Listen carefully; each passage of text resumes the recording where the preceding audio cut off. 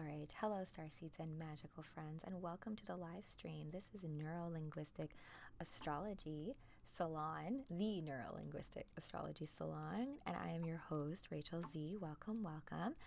I know I'm not in cosplay for the first time in a little while. I am going to be doing a cosplay a little bit later on this evening as Jean Grey, so you can catch that on my TikTok if you are so inclined. But today, just fixing my camera. I haven't done this in a little while, so all my setup I had to readjust everything. So today, let me just double check my levels. Okay, good. So today we're going to be talking about astro from a perspective of heroic archetypes. So the reason being is that I am going to be doing on Thursday a talk about the constellation of the Justice League in the sense of synastry, right? So if you have a birth chart, you have an astrology, your sun sign is a particular sign, and that comes with it a certain set of energies with it.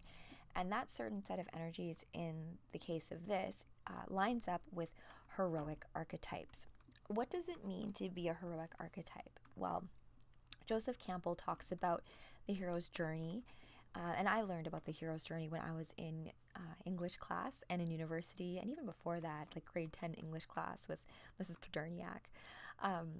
But the hero's journey, right, where there's this, I think I can pull it up. Let me do that. Oh, let me not show you guys that. Let me see if I can find hero's journey. Oh, let me make sure the desktop audio is on for that, just in case. Yes, this is what I wanted to look at.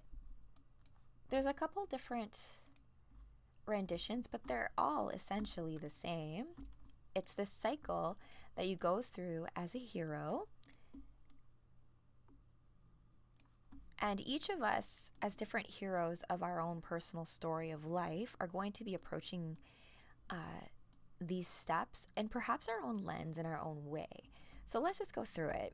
I like this one. Actually, it's got like a lightsaber, and it's cool too because Star Wars was a movie, A New Hope. We watched that in English class to kind of illustrate this hero's journey as well.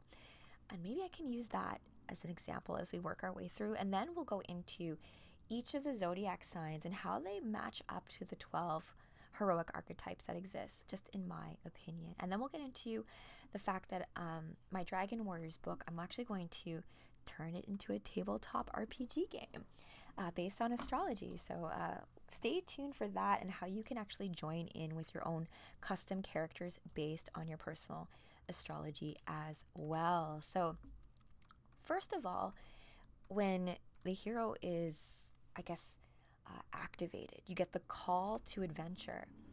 And then, oh yes, here sometimes people refuse the call. And then there's supernatural aid, and then you cross the threshold.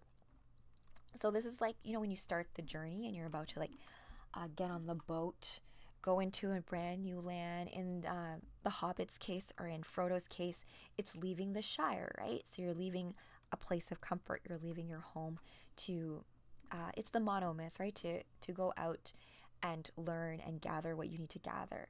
So you cross the threshold. You then go into the belly of the whale, the belly of the beast. You like go down into the thick of it, right? The road of trials, the meeting with the goddess. This is an important one. The goddess typically gives you a gift. There's also here like supernatural aid. It can be related. So an example of this would be in Beowulf, when you have the queen who is there. I mean, like, she's married to the king, but she also seems like she kind of likes Beowulf a lot too, though. But she does give advice, and it's just like that goddess aid that helps the hero along his way. Now, the contrast to the meeting with the goddess is the woman or temptress. So someone in Arthur, let's use the Arthurian legends in this case, Morgan Le Fay, who is the temptress, and he gives into that, and that mistake is something that comes back around later in his path. There's also here the moment with the father. Luke, I am your father. A moment of addressing, I look at this as like knowing where you come from, right? Your birthright, and all like positive and negative from that. And then apothes, oh my gosh, apotheosis. I forget what that actually means. Let me look. Apotheos. I don't want to misspeak for you guys. Oh, yes. Exaltation to divine rank or stature. So it's like this transformational aspect. So in Luke's case, like when you become a Jedi, when you go through the trials and tribulations and you come up out the other side, and you have leveled up onto the next, right? And then the ultimate boon. I don't know what that means. I guess it's like a treasure, right? And then here we have refusal of the return, the magic flight. What is this?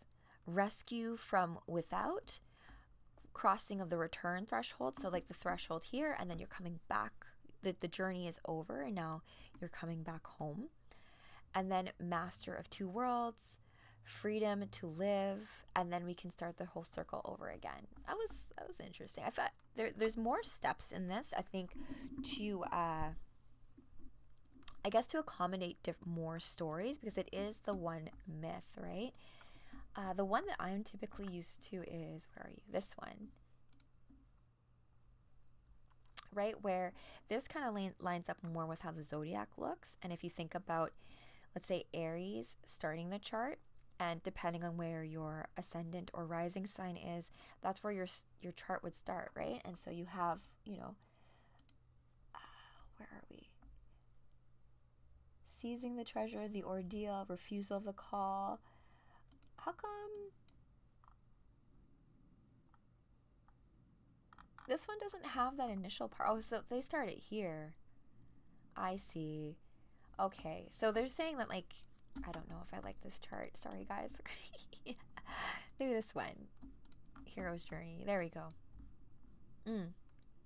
Yeah, I don't like how it goes this way. Oh my gosh, I wish this was done more. Where is my other chart that has this properly? This one's in a spiral. Oh, this I like better. Okay, because it's got a nice curve. So we have the begin. You're in stasis at first, right? So nothing happens. And do like this is like the call to adventure as being Aries. And I do love here the refusal of the call, right? So there's, oh my gosh, my doggy's reacting to this. The refusal of the call, it typically comes because you're like, wow, this mission is too big for me. This is too much. But then you will meet the mentor or someone who, like Gandalf in Lord of the Rings, who meets with Frodo and is like, you have a grand mission. And then you cross the threshold. Hold on, I'm just going to wake my dog up. Kofi. Hey.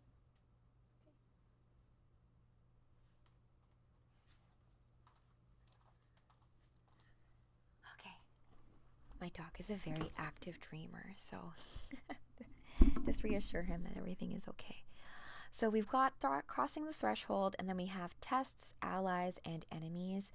Approach to the inmost cave, the ordeal in the abyss, facing your shadow self, right? This you descend into the underworld. Odysseus even goes into the underworld, right? So in the underworld, there becomes a confrontation between you and your shadow self, and then a way of integrating all of those darker aspects of ourselves to become a more powerful hero. And then, oh yes, the same thing, we get that ascension to a higher plane of existence, the ultimate boon, refusal of the return because you actually don't want to go back home. Then you take the road back home, and then we come back into the ordinary world. So there is this like split as well, and I look at that as where like Aries and Libra are. And being that we're in Virgo season right now, we're actually approaching in the hero's journey of us as a collective. We're kind of like in this like refusal of the return right now. I feel like after Leo season is over, we're kind of like, no, I want to kind of stay here, but then also realizing that we do have to come back home and perhaps bring a lot of these fantastical gifts that come from the special world into the ordinary world, where you then become a master of two worlds, returning with special knowledge that can help everyone else, and then you ascend to a higher plane. And in Odysseus' case, he became a king, right? Okay, so that's kind of a layout of the hero's journey, and I didn't really map that out specifically to the zodiac sign because that's not what today's talk is. What today's talk is going to be is actually about the heroic archetypes, and I have it laid out based on D&D. So if you're not familiar with D&D, D&D is Dungeons and Dragons, and it's known as a role-playing game, typically tabletop, although many, I'll say many video games actually take the concepts or the game, I don't want to say game engine, that's not the right word, the game rules, let's say, of typical D&D rules. So you can see here, this is the most updated one of 2024. And what I found was that the 12 signs of the zodiac pretty much map out to these in a different way. So we're going to go through each one, and I'll let you guys know what I think these class types are based on your astrological sign. Now, please bear in mind that your astro sign is so much more than your sun sign. So if you're saying like your sun sign is, let's say, an Aries, which I typically think is a fighter here, right?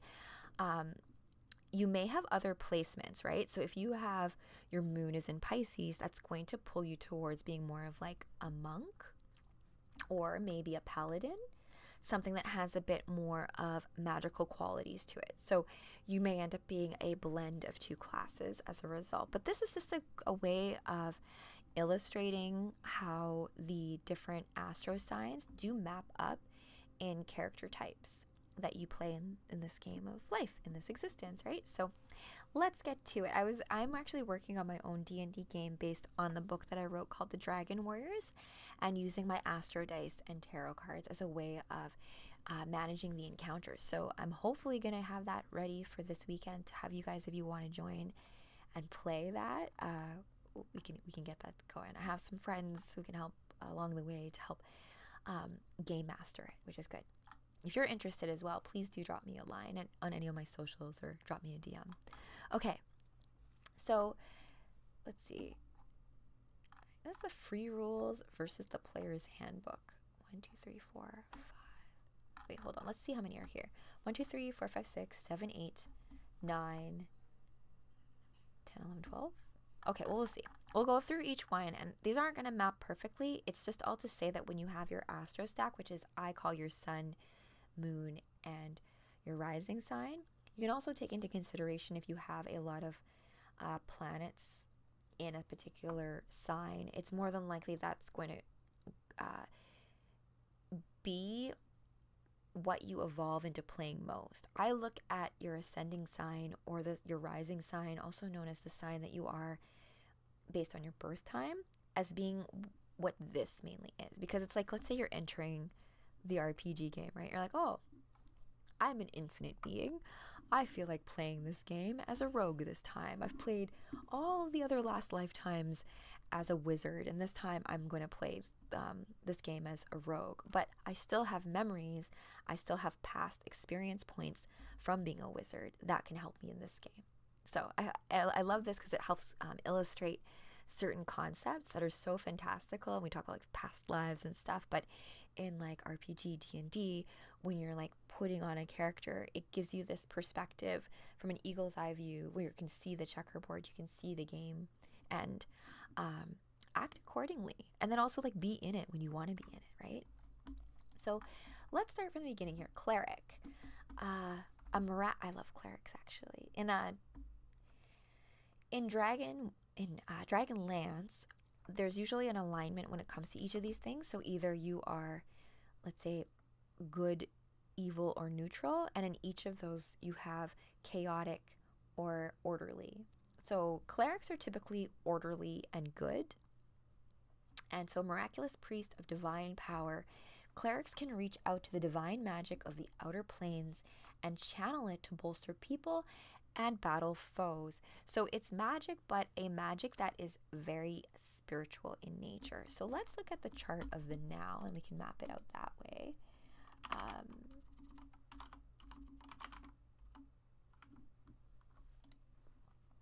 Oh yes, here we go. So typically, let's say cleric. So cleric is probably going to be a water sign, because we're talking about spirituality.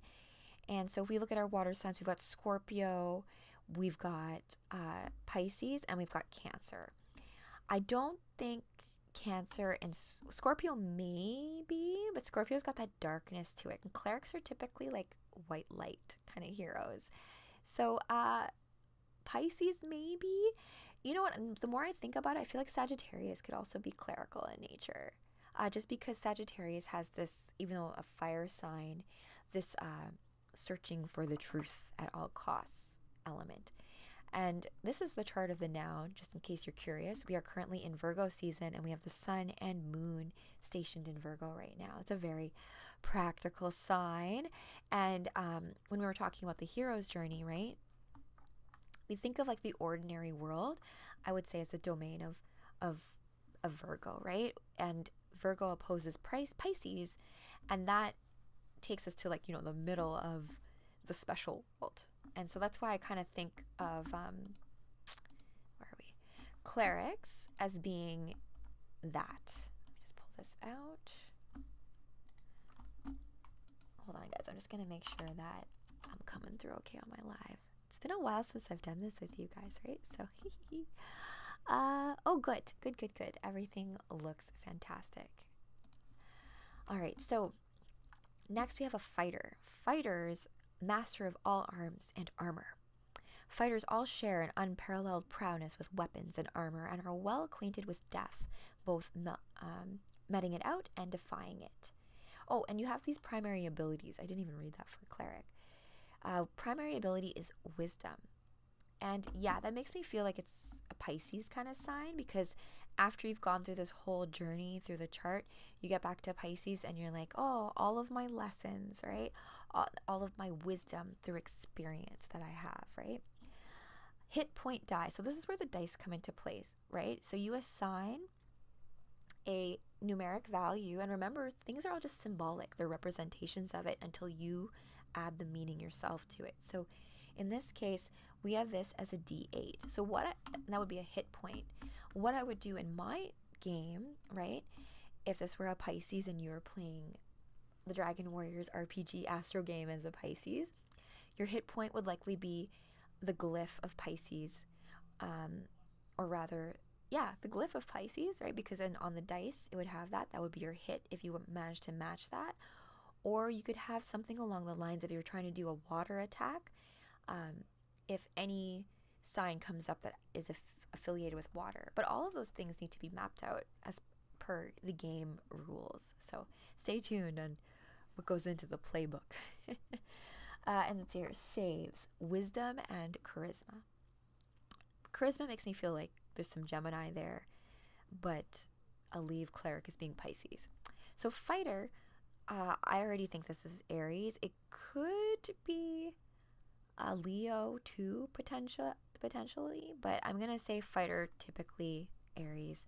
And primary ability is strength or dexterity.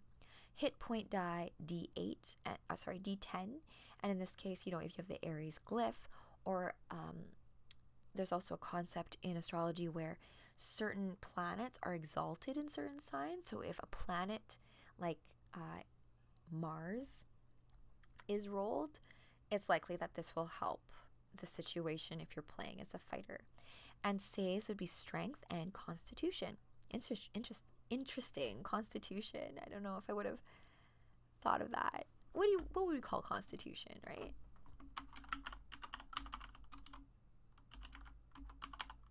Constitution, definitely. Not to be confused with the Constitution of the United States, right? Let's see here. The act or process of composing, setting up, or establishing. So that part makes me feel like it's Leo, because it's kind of like that leadership quality of it. Aries can be good leaders too, though, so let's leave that at that. Next, we have the rogue, a dexterous expert in stealth and subterfuge. Rogues have a knack for finding the solution to just about any problem, prioritizing subtle strikes over brute strength. And primary ability is dexterity. So I would look at this as, I think there's a couple options here for rogues. Rogues are kind of like anti-heroes, right? Like very Han Solo. So I think of them as like being kind of Gemini-like, where you can like pretend to be a bad guy and go in and you're really on the good side. But then sometimes people on your own team are like, are you really on our team still? So that's a very kind of like roguish characteristic. Another sign that's kind of like that could be Scorpio, but Scorpio is got a lot more of like magical qualities to it. So Gemini's also got magic stuff to it. So maybe it depends, I think, on your other placements as well when it comes to rogue. But I do think if you are going to play as a rogue, you do have to have either Gemini or Scorpio aspects to have these primary abilities of dexterity, right? Moldability, being able to. So maybe it's a mutable sign thing. I don't feel like that would be Virgo. Virgos don't feel like they would be very roguish. Let's see. And Pisces is a mutable sign. Gemini is mutable. Feels like a Gemini. Scorpio is fixed, but is water. So I think we're leaning towards it being Gemini. But skills being more on the lines of intelligence and dexterity, right? And less on the magic part of Mercury and Gemini.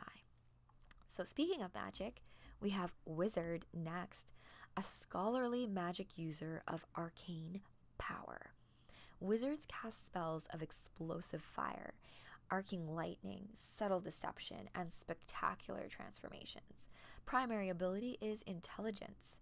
And we've got the hit point die of D6. It's interesting how D8 is the same for both clerics and rogues, and D6 is for wizard, and saves are intelligence and wisdom. So there's some commonality here with wisdom between clerics and wizards. So if we were to place wizards in the chart, I feel like that would be more Scorpio, being a wizard. Let's see what else. Geminis could be wizards too. As I said, like if you have Gemini and Scorpio placements, more than likely you're maybe something in between a cleric and a wizard. Or maybe you're a cleric who are like, I don't want to follow all the rules of the temple and I'm just going to be a rogue wizard, right? So all of these signs kind of, you are all the signs, right? So it's just kind of like the lenses that you're looking through as you approach them. So yeah, let's say wizard is Scorpio for now. We'll go with that. And then cleric is Pisces, rogue is Gemini, fighter is Aries. I like that so far. Barbarian. Who would that be? I feel like people would say that's Taurus. But let's look. Let's see here. Who could be a barbarian? Like brute strength. I feel like you could also say that about Aries. But maybe that's more about like here. Aries to Taurus, right? Because Hephaestus and this idea of Taurus, like the masculine side of Taurus, because Taurus is a feminine sign, is that more like Aphrodite married Hephaestus. Well, Zeus made her because she was distracting everybody. So he married him to Hephaestus, who is the blacksmith, creates weapons, all that kind of stuff. I would say that, let's see here, a fierce war of primal rage. Barbarians are mighty warriors who are powered by primal forces of the multiverse that manifest as a rage. Oh, that feels like a Taurus. That feels like an Aries Taurus combination. Because I have that. And you just like blow up kind of situation. So yeah, let's say there. A certain kind of Taurus with Aries aspect would probably be a barbarian. A bard, an inspiring performer of music, dance, and magic. I like bards a lot. Bards are expert at inspiring others, soothing hurts. Oh, I didn't go into barbarian's primary ability. Sorry, guys. Sorry to all the barbarians out there. In Dragonlance, Riverwind and Gold Moon are barbarians in the initial party in Dragonlance of the Chronicles. It's kind of sad because as the story goes on, you kind of like lose sight of Gold Moon, even though she has the lance to begin with. And I like Gold Moon a lot. Lucy Lawless does her voice, I think, in the animated version. Primary ability is strength. Hit point die is D12. And saves are strength and constitution. Interesting. And I love this idea of constitution as being like the physical makeup of a person. I think that's more like it. And this idea of composing, setting up. So it's this idea of like this character's body, the way that they're built. And the fighter, same thing. Your structure is yourself. And when that brings me, like, that makes me feel like it's very Taurus-y too, because the body, that's what Taurus represents. So maybe we are barbarians, Tauruses. Okay, then we've got the bard, an inspiring performer of music, dance, and magic. Bards are expert at inspiring others, soothing hurts, disheartening foes, and creating illusions. Ooh. So the primary ability here is charisma. A hit point die is D8. I feel like all these magic users, their hit point die is D8. Interesting. And then saves, primary ability is charisma. Saves are dexterity and charisma. Bards are musical in nature, right? And they're all about telling stories. So I feel like that's got a Sagittarius Gemini feel to it, because that axis is that communication axis and telling stories, like Gemini being communication and thought, and Sagittarius as being publishing and how you distribute that. So it's probably more Sagittarius. Gemini has a bit more of that duplicity around it that gives it that rogue aspect, right? Or that wizardy aspect where it's a little bit more subtle deception, right? Or subtle strikes over brute strength, a way of like being malleable to the situation and then using the skills that are required for you at the time. And then we've got Bard will probably be Sagittarius. I do think that if maybe you have maybe a Taurus to Gemini, right? Because Taurus has a lot of musical throat chakra affiliations as that comes into Gemini. That could be you as well as a bard. Also, if your moon sign maybe sits somewhere that's very communicative and based in like that music, Libra would probably be there too, actually, because Libra's a Venetian sign and also about like the arts, and the bard is all about music, dance, and magic. It's kind of Venus-y, right? So I'll say a bard could be Sagittarius, Gemini, Libra. And I think it's all about the components of these signs and how they are stacked in you personally. And or you could look at your rising sign too, right? Like you may have like entered the game, your rising sign being, let's say, a Sagittarius or a Gemini, and you're like a bard, and as you go, your sun becomes more activated, which let's say is an Aries, and so you become more of a fighter. So you're a bard fighter. That exists though too, right? Orpheus, part of the Argonauts, was a bard, but he was also a fighter with his crew, right? So you always need a bard on the team to tell the story. I think myself and my friend Arthur talked about how in The Witcher you have, oh my gosh, what's his name? There's a bard to tell the story, to tell the myth, because that's kind of the whole point of heroes, isn't it? To tell a good story. All right. Next, we have a druid here. So druids are very affiliated with nature. So a nature priest of primal power. Druids call on the forces of nature, harnessing magic to heal, transform into animals, and wield elemental destruction. Primary ability here is wisdom. Hit point die D8. See that again. And then saves are intelligence and wisdom. So very it's interesting how it's intelligence and wisdom, but it's also like being about nature, which can be very like our bodies are a reflection of that. So I think that's earth energy if we think of druids. And so the earth signs are Taurus, Capricorn, and Virgo. Virgo being ruled by Mercury, though, I do think that's a bit more of like a druid situation here. And this idea of intelligence and wisdom being there, I think that druids are Virgos. Yeah.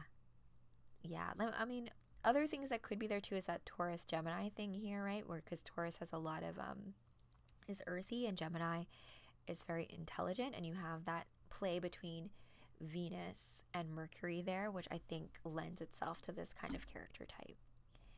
All right, coming down here we have a monk.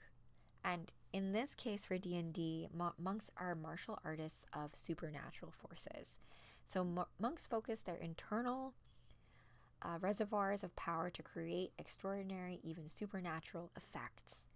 And so their primary abilities are dexterity and wisdom, hit point die D8, not surprised, And then saves are strength and dexterity. So who would the monk be, you guys? Dexterity and wisdom. That's an interesting play. I feel like that could be Aquarius, actually, for monks. Just because too, Aquarius has this level of aloofness. Like, even though Aquarius is very much concerned with the world, right? I think Aquarius people want to actually save the world. But they don't necessarily want to be involved in all the nitty-gritty aspects of it. That's just my feel of it. So I feel like there is some commonality there with a monk, and also like martial artists as well. So they can fight, but they choose not to, right? Yeah, I'll leave that there. And this idea of wisdom being there, I kind of forgot to include Aquarius for where wizard, I think, as well, because I think that Aquarius in that air sign as well could do this. And as well as, where is it? Yeah, I think so.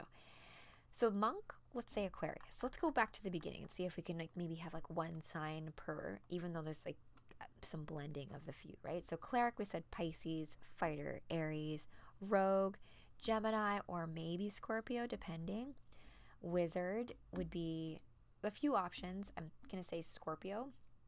It could be Aquarius. You could also have some Gemini there as well. Then barbarian, I'm saying like Aries into Taurus, closer to that cusp, as well as, who else would we say? Like, you're thinking about like physicality, right? So maybe Capricorn too, when I think about it. Although Capricorn also, I think, is a bit more elegant in the approach. Where were we? Bard is going to be Sagittarius, let's say, or it could be Gemini, right? Depending on your placements. Druid, we said, was Virgo, right? Monk, we said, was Aquarius. Paladin, a devout warrior of sacred oaths. So we have this warrior, but then also has this level of spirituality attached to it. So when we think of goddesses having their champions and they're on like a sacred mission, it's kind of like a paladin. And paladins, I know from Dragonlance, as the paladins being associated with Sturm Brightblade and the Knights of Solamnia. Paladins live on the front lines of the cosmic struggle, united by their oaths against the forces of annihilation. I love that they chose this photo too. It kind of looks ominous. Primary abilities are strength and charisma. Hit point die D10, saves, wisdom, and charisma. So strength and charisma. What an interesting combination. I would say that kind of lends itself to being Leo a bit, right? This like warrior of the sun, but maybe a Leo closer to Cancer, right? Because this idea of following your heart, and you are taking sacred oaths, which anchors in your warrior self. So let's say a paladin would be Leo, but I would say too, like, fighters generally could be Aries or Leo. But in this case, I'm going to say paladin is more likely to be a Leo on the closer to Cancer, or perhaps an early Aries close to Pisces. And then next we have a range. I like rangers, actually. A wandering warrior imbued with primal magic. Rangers are honed with deadly focus and harness primal powers to protect the world from the ravages of monsters and tyrants. You think of rangers as like, who was that in Lord of the Rings? Oh my gosh. Why is it escaping me right now? The Knight, Return of the King, Aragorn. There you go. He's a ranger. Rangers are honed with deadly focus and harness primal powers, and they protect the world. Their primary abilities are dexterity and wisdom. Hit point die D10, saves, strength, and dexterity. And then we've got sorcerer, a dazzling mage filled with innate magic. Sorcerers harness and channel the raw, rolling power of innate magic that is stamped into their very being. So you just can't help but be magical. It's just imbued in you. And the saves are constitution and charisma. So a sorceress, I feel like that's here. I feel like that's a Scorpio into Sagittarius, this area right here. A lot of stuff happens here too, I find, in the actual cosmic clock. But if you were born around that time, I feel like there might be some capabilities there of like innate magic, like this is talking about. And this whole charisma aspect, I feel like is this mutable sign situation. You're able to be charming. And Sagittarius opposing Gemini, that does that too. Warlock, an occultist empowered by otherworldly pacts. Warlock's quest for knowledge lies hidden in the fabric of the multiverse, piecing together arcane secrets to bolster their own power. And so this is charisma and wisdom and charisma. I look at like this is kind of like it's like where certain characters draw their magic from, right? And their alignments are what make each of their character types distinct. In this case, yeah, D8, but D6 for sorcerer. Interesting. So wisdom and charisma. Who would a warlock be? I would say Scorpio, or you would have Aquarius, I think, or even Gemini, because it's this but because it's a warlock, it's like you probably have some Aries tendencies in you, or Scorpio's ancient ruler is Mars, and so it does have that fiery feel to it, even though it's a water sign. That duality of it. So yes, and there's this quest for knowledge, which is why I kind of feel like if you're an Aquarius, there's some possibility there that could be a thing. Like let's say you have an Aquarius Aries thing, or like Leo, right? Because Leo opposes Aquarius, and you know the shadow side of Leo, right, being a leader and charismatic, is that you can also become a tyrant. We have something here too. This is Tasha's Cauldron of Everything, an artificer, a master of invention. This feels like an Aquarius, right? Invention, ingenuity, and magic. This other way of looking at it. So I'm gonna leave this D&D and Beyond classes thing in the replay of this as I go along creating my own real life RPG game based on astrology and how you can join that game, as well as you can also reach out to me for a personal reading as well as your own RPG sheet so I can show you where I think you kind of play or like what gifts are open to you in this game of life. So I already went a little bit over what I kind of intended to for tonight because the info was so good, and it's been a little while since I've done one of these Astro Salons live with you guys. So thank you for joining me for this conversation about how the heroic archetypes of stories line up to astrology and the zodiac wheel, and how your particular astro stack can give you some information as to what you decided before you even came into this game, right? So I look forward to seeing all of you on Thursday when I do a little breakdown of the Justice League and their astro charts and the constellation of what makes up a superhero team, so that you can go out and find the rest of your superhero team. So I think that takes care of that, guys. I hope you enjoyed this edition of Neurolinguistic Astrology Salon Live. I am your host, Rachel Z. Please do subscribe if you find my content of any value to you at all. I so appreciate it. And until next time,